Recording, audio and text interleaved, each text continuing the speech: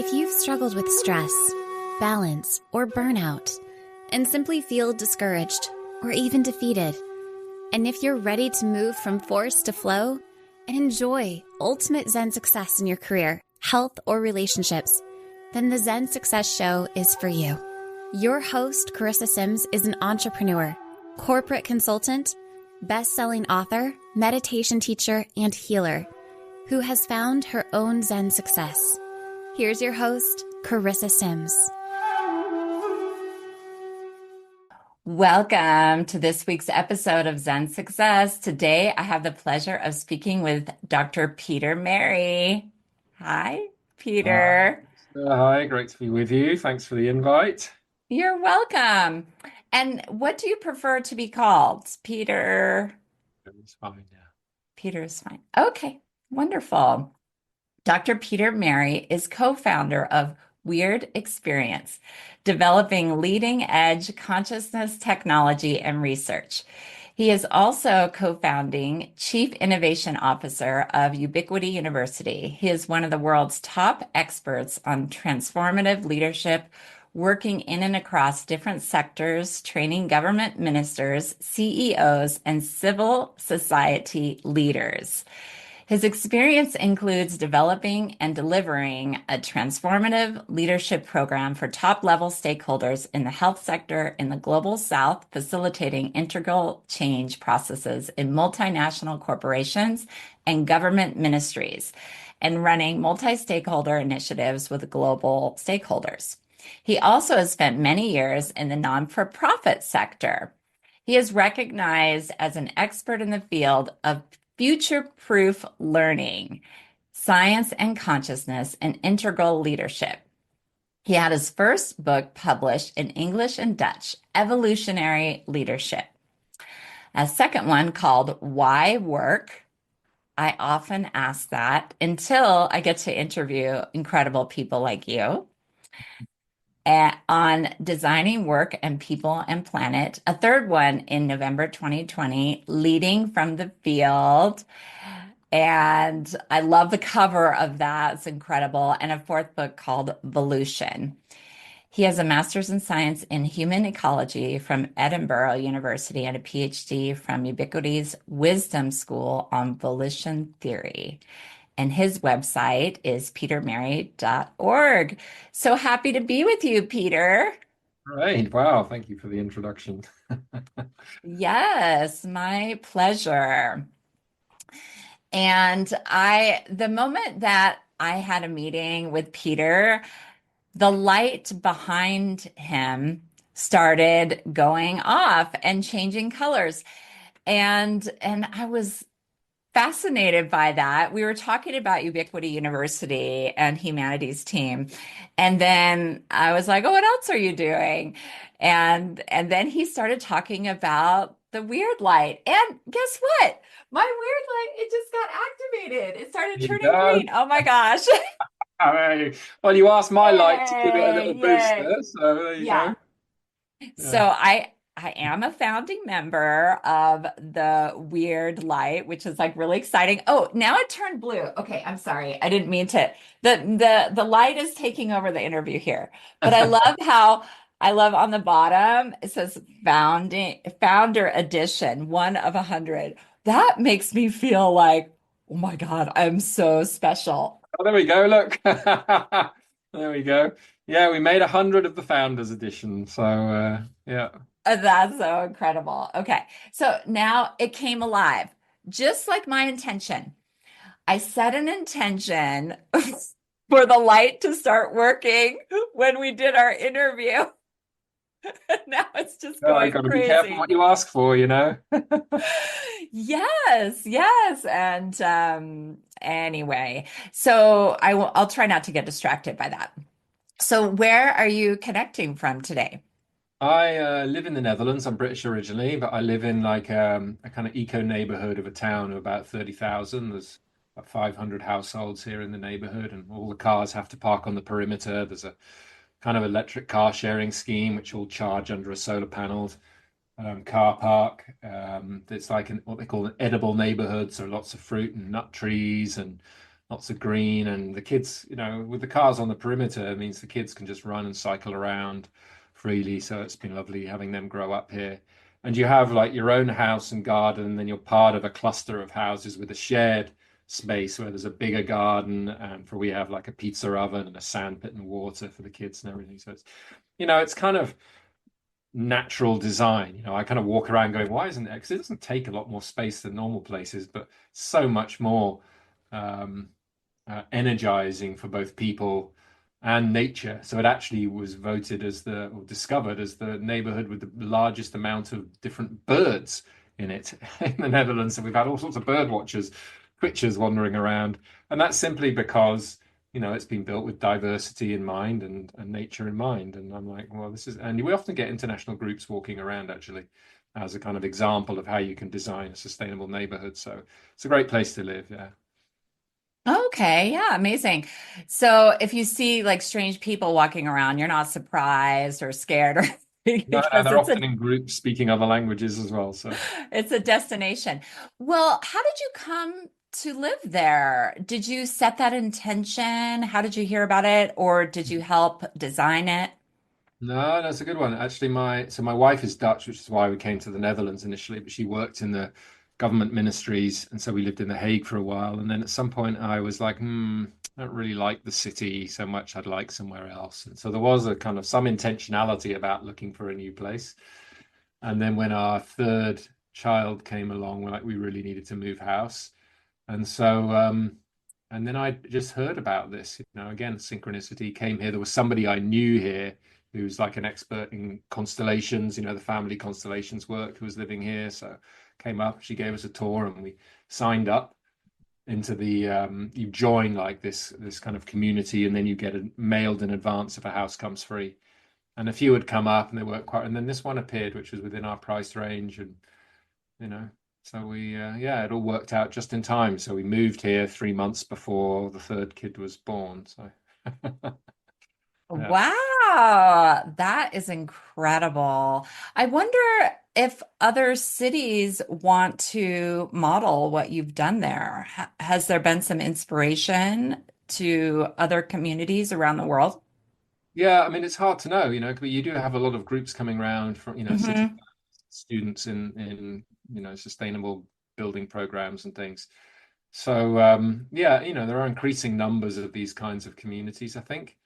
But what's nice is that, I mean, the eco villages are great, like Findhorn and places, but they're very much their own contained unit, and it's very much a strong we sense. What I like about this is just another neighborhood of the town, so people just kind of walking around. It's not a closed community, and it's a good combination of the I and the we. So you're having your own space and having shared space as well. So I really like the model because it's not too eco to scare off, let's say, people who might Hmm. just be at least open to it a little bit, and shows that it can just be, designed just as a normal neighborhood of a town, which is Mm. Yeah, and do you sometimes forget the craziness and chaos of the world because of this perfect little oasis you live in?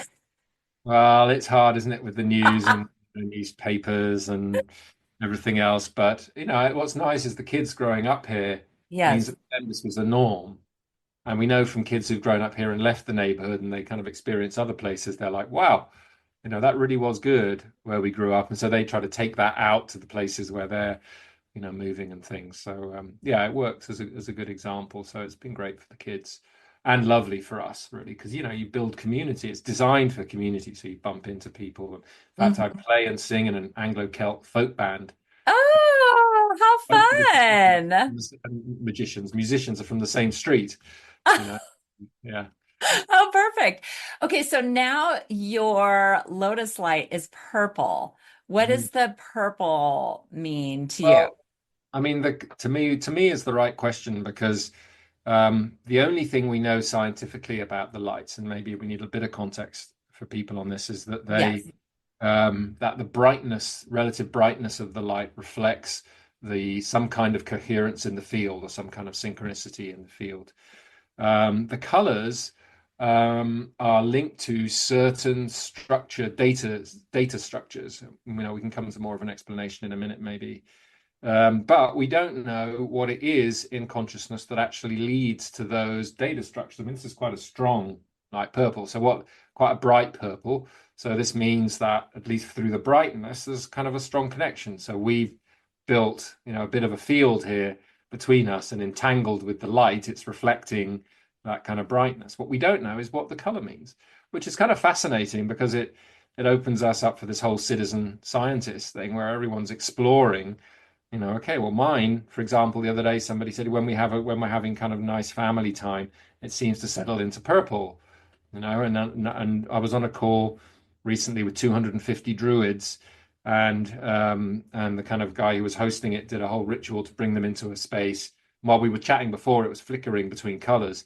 Then after he did the ritual, it basically settled into green and just stayed Mm.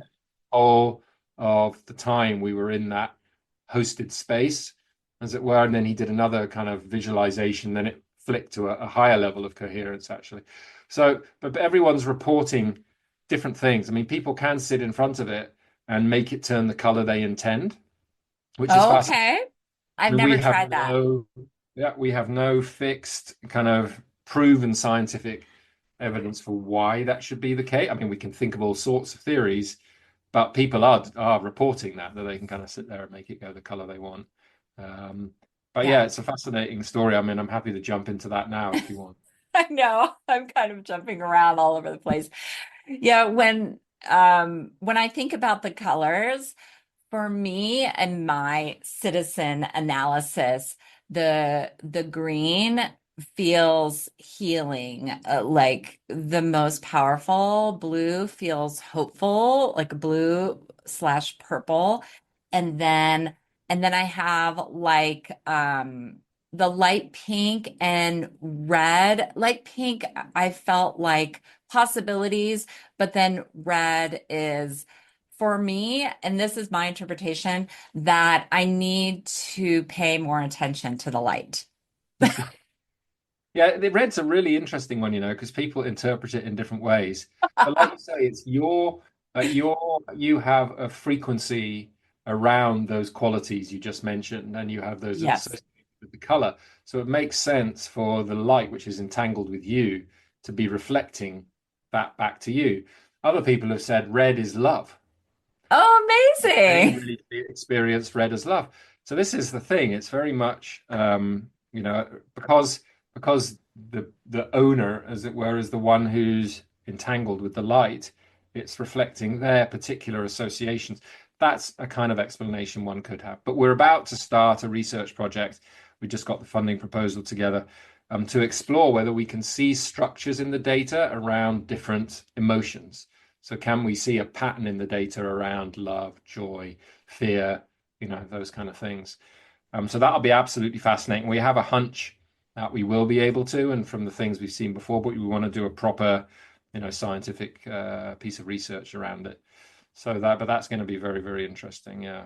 Oh, I'm so excited. I'm so excited to be a part of your vision and your company's journey. I mean, it's going to be amazing.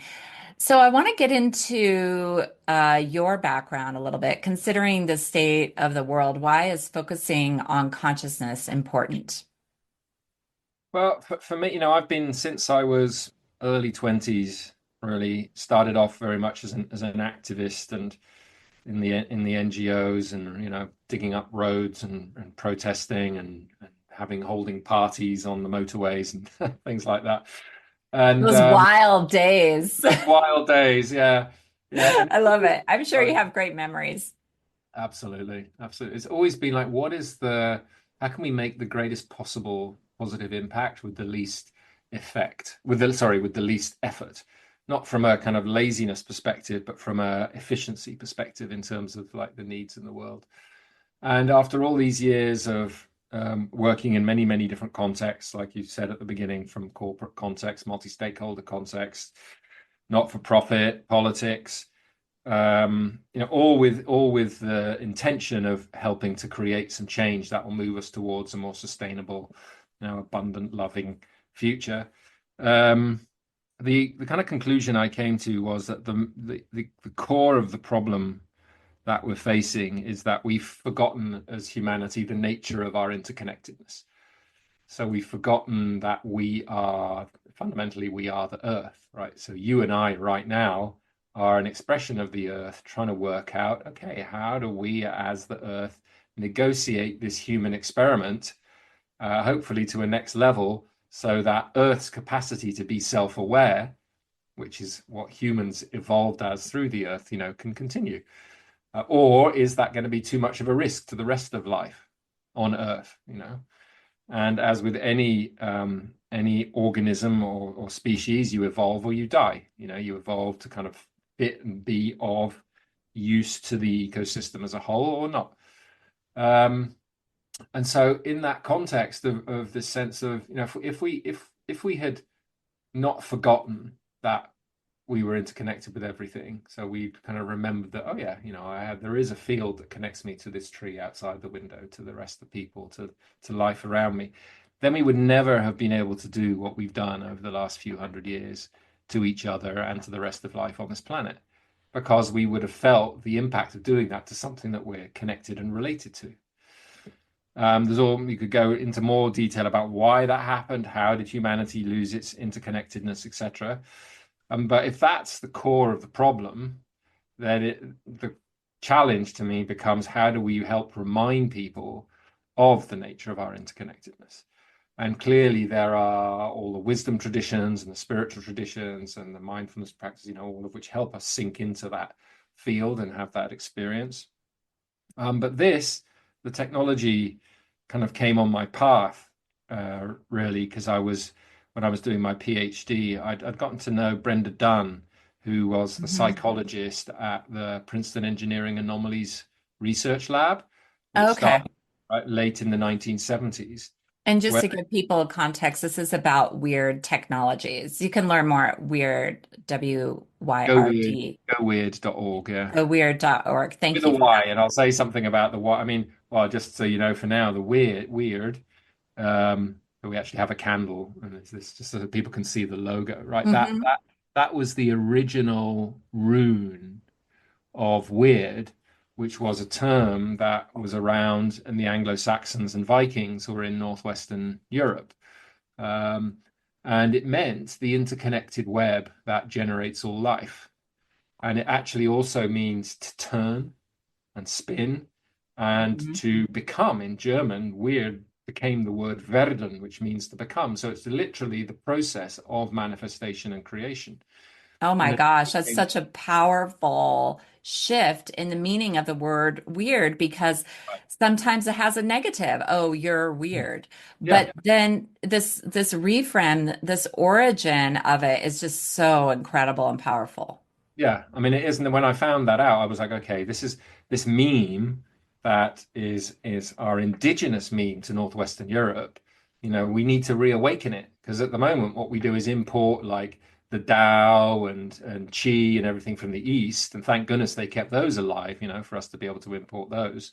But we Hmm. also have our own indigenous tradition here that we Yeah, buried it very deeply, and so that there's part is important. Bright green. Sorry. there we go. Did it? Oh, there we go. Yeah, you'll know. You can see That it better one's than me. Yeah. important. Yep. That's important. It is very Indigenous. Yeah. important because Mhm. that's the kind of reminder of our interconnectedness, to say we actually have a tradition indigenous to the land here in Northwestern Europe that's about deep interconnectedness that isn't necessarily, is obviously related to, but not the same practice as indigenous peoples in other places or the traditions of the East, but is coming from the same spirit.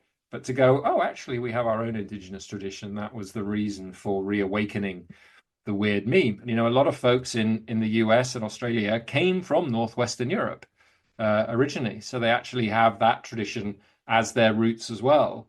And the trauma that a lot of them carry is they were forced off their land. So they were forced, with the enclosures and everything, they were forced off the land of Scotland or Ireland, these countries. And there's a trauma there because the land, is what we're connected to, and that tradition of the weird was very much embedded in the land of place and things as well. It was where the shamans would go to heal people, the sorcerers as they called them over here, The source was going to heal people and get inklings of the future and that kind of thing. So that's why we've called it Wyrd. And you can play with that, wonderfully, of course, in all sorts of different ways. We say we need to make weird the norm. We have Yes. weirdo sweatshirts, like proud, proud to be weird, proud to be a weirdo with a Y, those kind of things to, just to make it fun and cool, but also to remind people of this indigenous tradition that we have. So anyway, so I'd got to know Brenda because at Princeton, what they did starting late in the 1970s is they had one of the aircraft companies come to them who were building fighter aircraft to the School of Engineering at Princeton University. This was saying, look, it seems like when the fighter pilots get stressed, they seem to be influencing the instruments in the cockpit, on the dash. Oh, Don't, wow. don't tell anybody. That's pretty weird. Don't tell But anyone. Right. can you find out what's going on? So actually, this company funded the initial research of the pair lab.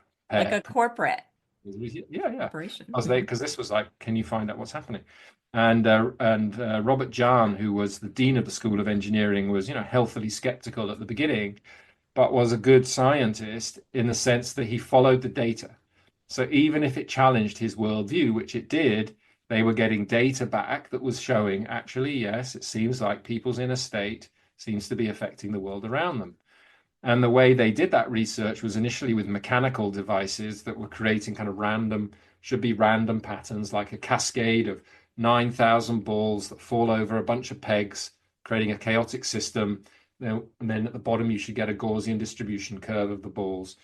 And what they found is that people could sit in front of this machine and intend more balls to fall to the right or the left, and they would. Not massive cascades, small results, but repeatable, which is what made Yeah. it I mean, significant. you wouldn't call it psychokinesis, but it's almost manifestation, controlling outcomes of the study, the observer effect, all that. Yeah, exactly. And so they started a number of different mechanical devices, used a number of mechanical devices like a fountain and a pendulum, trying to influence. And then they built some of the very first what they called random event generators, which is basically a very fast kind of coin flipping machine. So it's using a quantum process, quantum tunneling. It generates lots of ones and zeros really fast. So you get like 50% ones and 50% zeros if everything is normal. Um, and the key in this is that because it's a quantum effect, you can never know whether the next one is going to be a one or a zero. And it's that not knowing, which is a suspension, of knowing, which is therefore a waveform rather than a particle. It's a wave. That's what enables a kind of consciousness field to get in to the data because there's a not knowing, right? You can't predict, can't tell. And Mhm. then what they started to see, so they built thithese devices, and the first random event generator was like this size, and then it kind of now you can get them as USBs. But they basically had people created a computer interface with say a line running along the middle of the screen, which would be random, and then people would try to move the line up or down the screen. And again, they got consistently statistically significant results. But because it was digital, they were able to do like thousands and thousands of these trials. So they explored all sorts of different interfaces. And by the end of the 28 years in 2007, they'd basically proven up to nearly 1 in a billion of it being chance that human intention and collective group experiences affect what should be, by Newtonian science, purely random events in the world around us. So, nearly 1 in a billion. So people should just be kind of going, wow, well then, that's a good solid foundation for us to believe that something about our inner state radiates out into the world and affects the world around us. But of course, that's a major paradigm shift, a major shift in mindset and the way of thinking about ourselves and the world around us, and deeply challenges a materialistic perspective that says, no, it's just all matter. It's all inside the brain. There's nothing, mind is inside the brain. It doesn't extend beyond the brain. It's all parts. And, there's no field, as it were, that connects anything up. But this is basically disproving that and saying, well, when you get into the consciousness realm of information and energy exchange, then actually a different set of rules apply. And it's something that in all the wisdom traditions, you see described. And now the science was basically catching up with the wisdom traditions. But Bob Jahn used to tell a story of he said, an inverted commas scientist who came up to him and said, Professor Jahn, even if what you're saying is true, I wouldn't believe it. Right? And that's the issue. The issue isn't that the science hasn't proven it. The issue is it's too challenging for some people to believe, which isn't science. That's scientism. That's materialism. That's an attachment to a worldview that isn't actually following the data because it's challenging their assumptions too much. So anyway, I got to know Brenda. We were having a chat about 5 years ago, and she said to me, it was one of those kind of magical moments, these magic synchronicity moments. She said, Peter, we've got all this stuff and it's sitting here in storage in Princeton, Oh, costing us a fortune, this whole lab, this equipment, the library, and everything. And then she said, can you do anything with it? And you could imagine, you could feel the Wyrd sisters kind of chuckling away, cackling away, and weaving their web.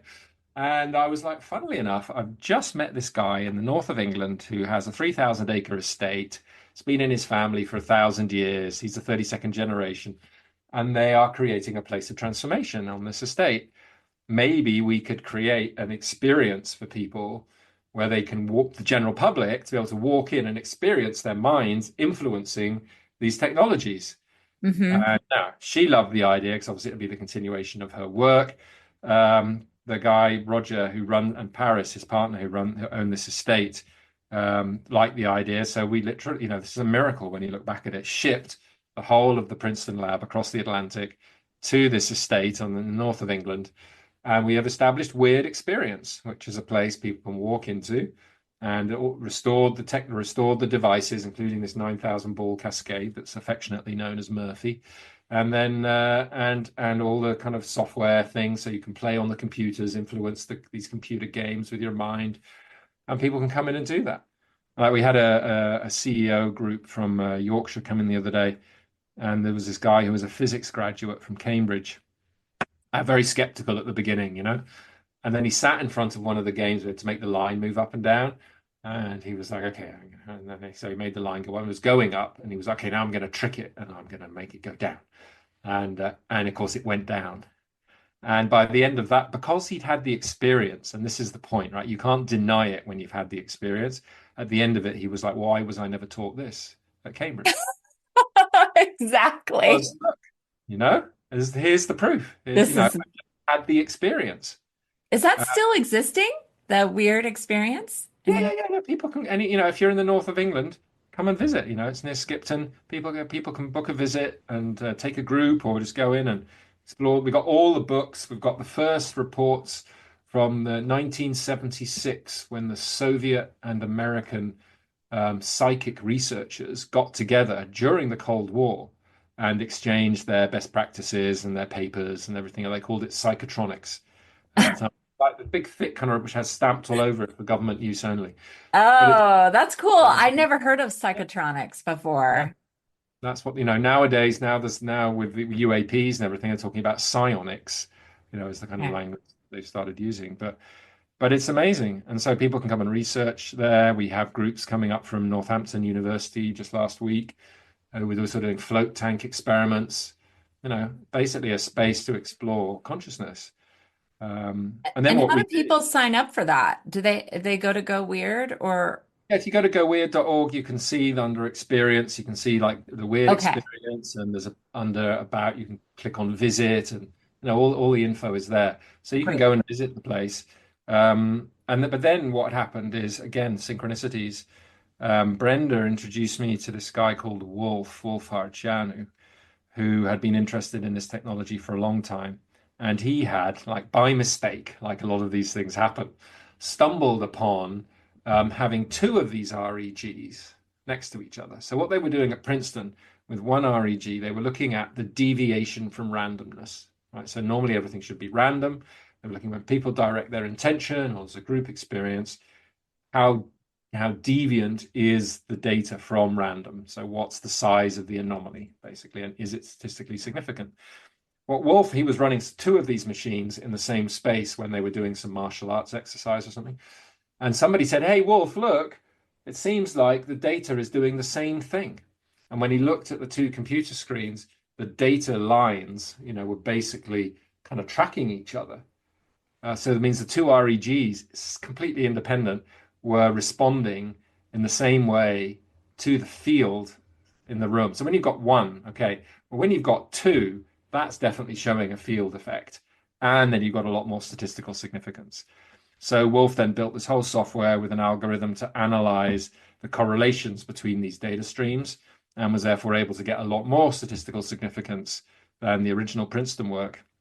And that's what we've based our technologies on. So we built something called a Weirdoscope, which is a device you can put in a room and You have it to show or no? yeah, well, I can actually. Yeah. It tracks the field. It tracks the field of consciousness in the room, Hmm. and you can export the data and analyze it. So this is the Weirdoscope. Yeah. And so if something happens that's of interest, you press this event button and it stamps it into the data stream. This is an audio button, so you could be commenting on what's going on, or you could be recording what's happening in the room. So imagine, you're listening back to what's going on in the room and you're seeing the fluctuations in the field of consciousness as you hear um, what's happening in the room at the same time. So, and there's a brilliant piece of software that basically analyzes that data and shows you, where the peaks are in the field, what the points of significance are, and you can see, okay, when this happened in the room, this is how it affected the field. And there's a number of universities who've now got these devices. Northampton is researching football stadiums, for example. When the crowd responds, what do you see? University of West Georgia just got one. Virginia have one at their Department of Perceptual Studies, and Harvard Medical School want one to look at follow a Sadhguru ritual actually and see what happens. When somebody does a big powerful ritual like that. So it's getting out there, and I mean the great thing is that the people are actually then proper research institutes are actually exploring this phenomenon consciousness in a way that's grounded, in proper scientific protocol and things. So that's great from the research perspective. But I'm a social entrepreneur, and I'm wanting to have a kind of impact at scale. So I'm wanting loads of people to have this experience of themselves interacting with consciousness, and that's why we did the kind of weird light here. So Okay. so that basically, as I was saying at the beginning, has like two streams of random data in it, looking at correlations, and then the level of correlation, or you could say the level of anomaly in the random data, drives the brightness of the light. And then, as I said before, we've got a number of different structures that drive the color. But this means that these can go into meeting rooms, households, retreat centers, and it's like a feedback device. Like we have biofeedback, this is what I call socio-feedback because it's feedback on the collective field. Yeah. So if you're in a meeting and then it goes bright, something of significance is happening, and maybe that's the time to make the decision. If it dims down, something's dropped, and it's kind of, oh, did we just lose some coherence there, as a team? Hmm. So it acts as a kind of feedback Yeah. device. But people are just loving it. Kids love it in particular. We had someone the other day whose daughter was kind of made it change to red and blue, and then it's okay, those are standard colors. Let's do something different. Let's do orange. She ran out and got an orange from the fruit bowl and put it next to the light, bright orange. It's like, And it did. It mirrored the color. yeah. Other Oh, people put crystals next to it, and so we're such early days in this exploration of consciousness. People are playing, but discovering remarkable things, and what we're doing is collecting those stories. And as I said, initially as kind of citizen scientists, and eventually being able to look, hopefully, at what have we got? What seems to be showing up here, and how might we do a proper research project around it, and start publishing some papers and things. It's pretty cool, yeah. yeah. And then what's next? Is there an app or Yeah. what's in the plans for Oh, you're this? so prescient, Charissa. Yeah, so Thank we've you. nearly built. and that will enable you to connect to the light, and you'll be able to see the data, actual data streams that are coming out of the light. Mm, So, going to develop like consciousness training games, it likes that. right? So we'll be able to, or the kind of software that's driving the light, will be able to get into an app, and then we'll be able to have, I don't know if you know, like there's these platforms like Lumosity, which is like brain training. Imagine something like that, but for Okay. consciousness, where you've got games that are basically responding to your intention. So you'll be getting kind of feedback, you'll be training yourself. And okay, what happens if I do this to my inner state? What effect does that have? Or if I do this? So you'll be really starting to develop that consciousness muscle, as it were, with this kind of game suite. And Oh, then amazing. um, and then of course the possibility is wearables and things. So things you could have Oh, I love that. connect through Like your a mood to the ring. device. Right. But this time, imagine just a cool elven bracelet or something that glows when the coherence increases, when the synchronicity Yeah. increases, like a sign to, okay, pay attention now. Something's happening in the field, like around you, Mhm. what's coming your way, kind of thing. So yeah, so there's all sorts of possibilities. I Uh, like that. yeah. Have you ever heard of Meow Wolf? Meow Wolf. No. Okay, I guess not. It's a conglomerate of artists that started out of Santa Fe, New Mexico. And it reminds me of the weird experience you created, but it's not as interactive. So it's like your technology would be really amazing. So there and like Burning Man, I'm just thinking of Oh, people who love to see that feedback instantly. oh, You cool. know. I just found Meow Wolf's website, Immersive Experiences. There you go. So, yeah, I was at an immersive art exhibition the other day, and I Uh-huh.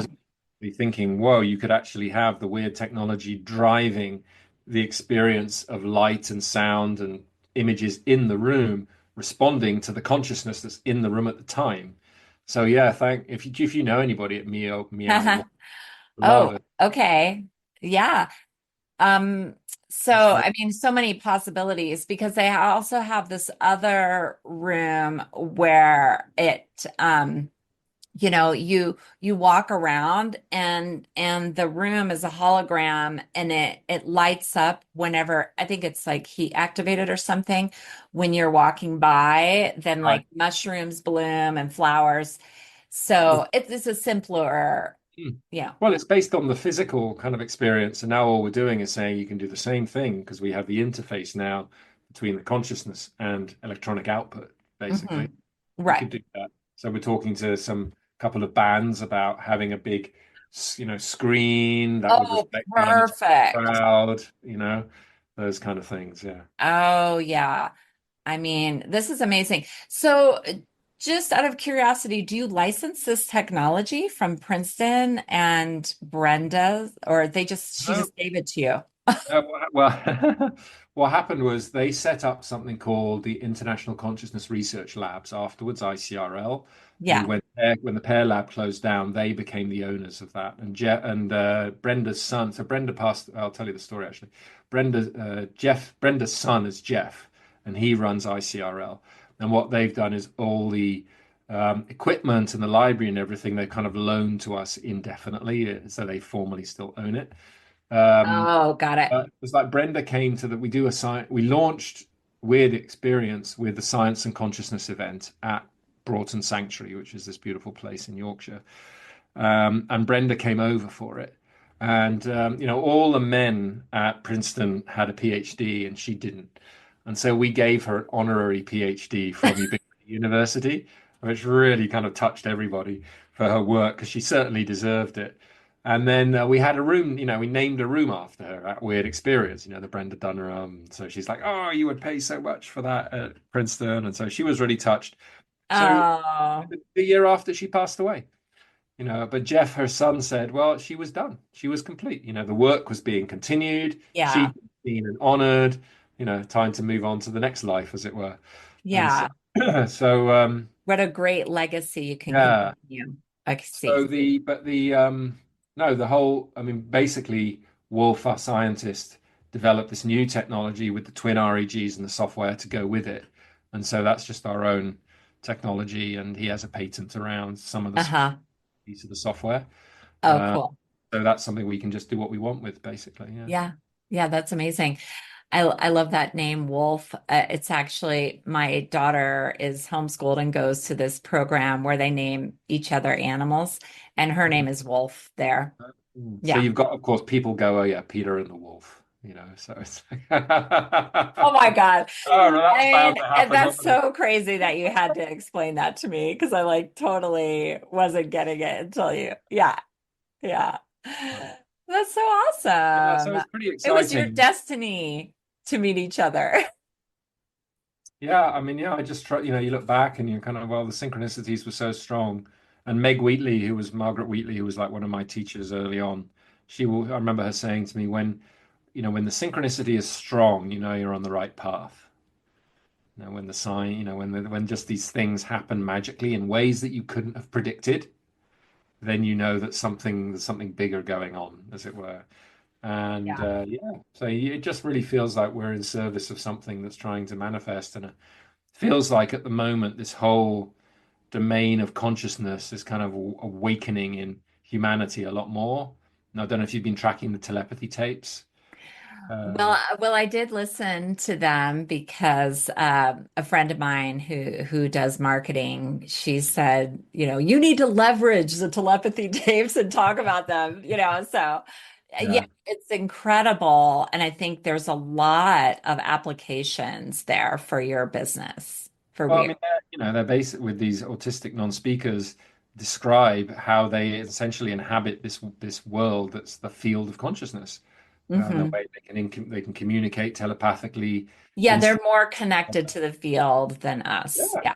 and they don't get it why we waste our time communicating. And It's they so also say true. when you communicate telepathically, they say there's no room for deceit. Yeah. That means Well, telling I'm the truth. psychic. I'm a psychic medium. And Yeah, my friend, we were talking about telepathy tapes, and she's like, "Oh, can you go?" So there's this place called The Hill where they yeah, all and I saw a lock, my abilities said, "No, I'm not allowed there.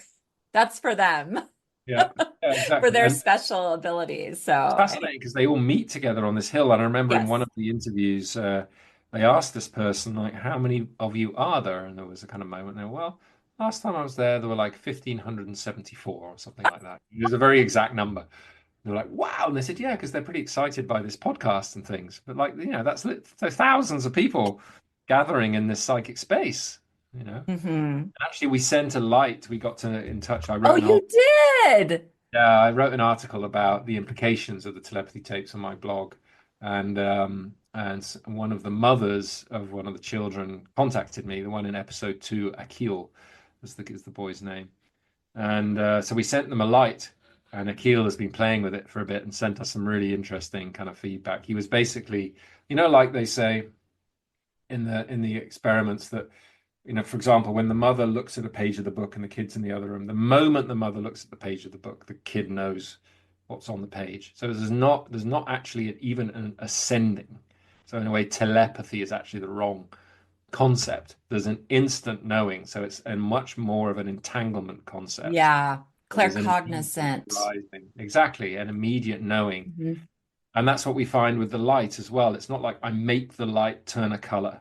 It's like I get entangled with the light and we play together. That's the experience people would describe. Because if you try, look, it likes that, you see. If you try, Does like it that. doesn't work. And that's in the research what they call the release of effort effect. If you're trying really hard and then you give up, then it happens. It's like if you ever lost your Yeah. car keys or something, kind of, where the hell are my car keys? Yeah, totally. Give up, It's like, damn it. And there they are, yeah, it's like a lot of manifestation when you give up. Yeah, it's like surrender basically to surrender and relationships and business. Yeah, totally. Yeah. exactly. That's So yeah, so that's the so telepathy, I think just cool that you sent them a light and maybe you can get some videos or feedback yeah, and she said she'd make some videos and things.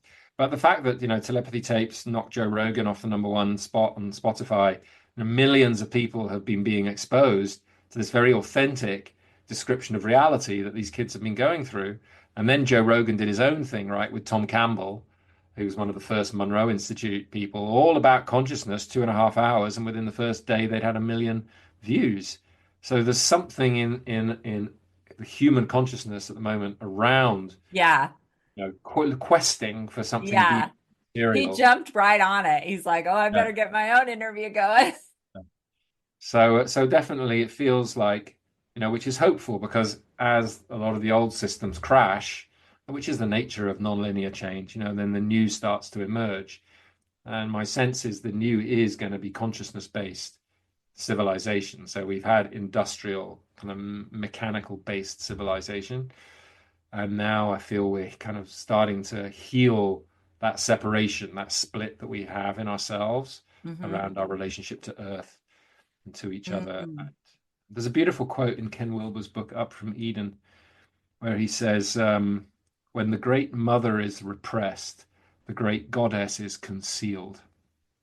And so for me, what that means is when our relationship to the earth, the great mother, the feminine, etc., is is split, then we don't get access to the subtle fields of the great goddess, of the fields of consciousness and stuff. So there's and so we have to actually heal in ourselves that relationship to the earth and the deep feminine, which is the place we get to rest, because it's our home, and then we can breathe and relax and literally kind of drop into our first, second chakras and kind of be there, just be. And from that space, then we're in our bodies and everything. From that space, we get access to the subtle field. So it's almost like a lock, like you said, a lock on that door. Like, don't get to mess, with the fields and things until we're properly connected at a kind of more foundational level, which makes a lot of sense to me, which is also good news, I think. Yeah, yeah, that is good news. Well, I love what you were saying. Oh my gosh, so many profound things about how you feel about the earth and its connection to divine feminine and healing that feminine, but just how we're moving as a society to being more conscious, to recognizing those gifts within all of us. And then it's like you're harnessing this moment. That's why I feel like you're a pioneer. I mean, I feel like this king energy from you, like leading us into this new way of being that doesn't leave technology. It Yeah. integrates it, and Mm. and we partner with it. And so we're not afraid of it, but we utilize it and realize that we are the powerful beings. What do you think? Completely. There's a really interesting synchronicity there. But first, on the technology side, yeah, I mean, just look how technology is being abused now for Mhm. power, right? And yet, what this technology is, it's like training us to be humble because it won't work if we get ego involved. If separation enters, if it's like me and the light, third person, it doesn't work. If it's like me and the light as one, if it's a we, right, rather than an I, Um, it, then it works. So it's literally kind of forcing us to drop into that playful, curious, humble, open space. It's a technology that otherwise won't work. It's a big kind of cosmic joke. It's kind of like, here, guys, here's this technology. It'll only work if you kind of do the opposite of what you've been doing so far with your technology.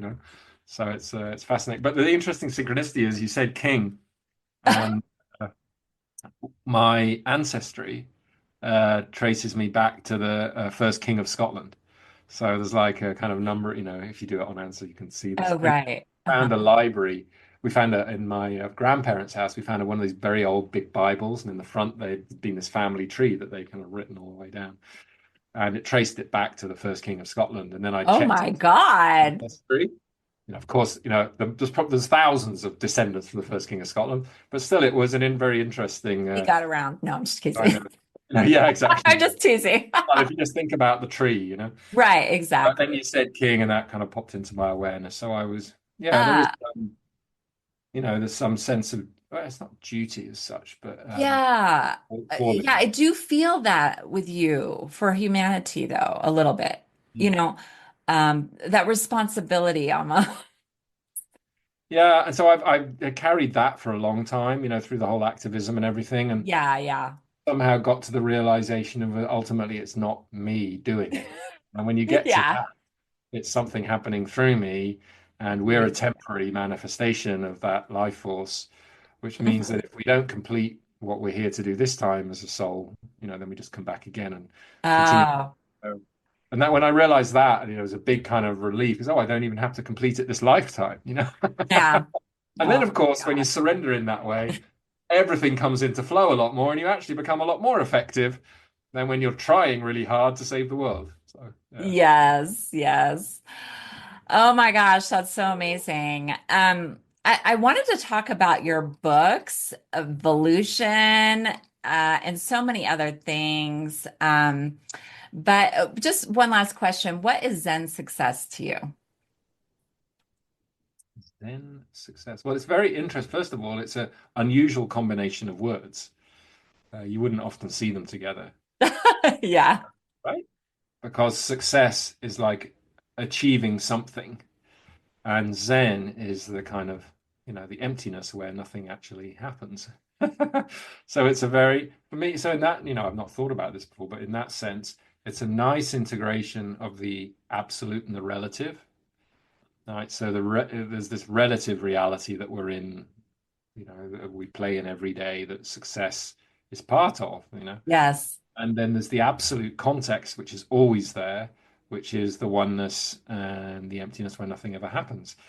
And the non-dual is being able to hold both at the same time. Yes. So there's a gift. So Zen and success, you could say, is a kind of expression of the non-dual where you've combined absolute and relative into one term. It's so beautiful. Well, it's been such a pleasure connecting with you, Peter. And I'll put your website and how to visit the Wyrd experience and purchase the Wyrd light and Weirdometer. But I mean, you make such an impact on this planet, and we just so appreciate you. Thank you for joining me on the Zen Success Show, Peter. Thank you so much.